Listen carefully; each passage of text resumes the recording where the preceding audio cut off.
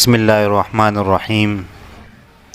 قرآن و حدیث کی روشنی میں جنت میں وہ لوگ جائیں گے جو اللہ اور اللہ کے رسول پر ایمان لائے، اور جہنم میں وہ جائیں گے جو اللہ کی وحدانیت اور رسول کی رسالت نہیں مانتے، اور اس کے علاوہ جو دین کے امور ہے ان کا انکار کرتے ہیں، تو یہ لوگ جو ہے نا جہنم میں جائیں گے۔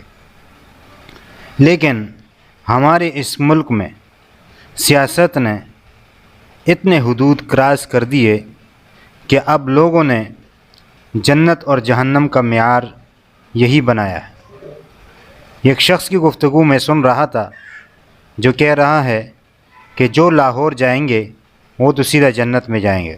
کے ساتھ میٹنگ تھی لاہور میں، جب نواز شریف صاحب بڑے مشکل میں تھے تو میں نے کہا جی اللہ تعالیٰ نے فرشتوں کو کہا ہے کہ جو یہاں پر یہ بیٹھے ہیں ان سب کے نام لکھ دو، یہ بغیر حساب کے جنت پہ جائیں گے۔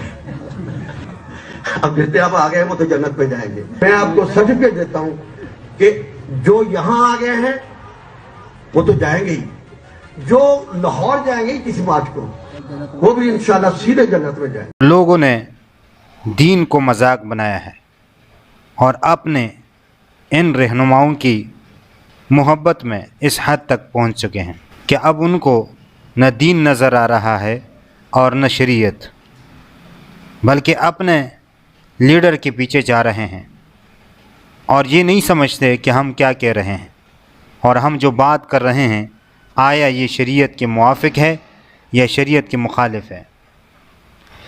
اللہ تعالیٰ سے دعا کرے اللہ تعالیٰ ہمیں اس جیسے حرافات سے محفوظ رکھیں اور ہمیں ان اعمال کی توفیق عطا فرمائیں جو جنت میں لے جانے والے ہیں، اور اللہ تعالیٰ ہم سب سے راضی ہو۔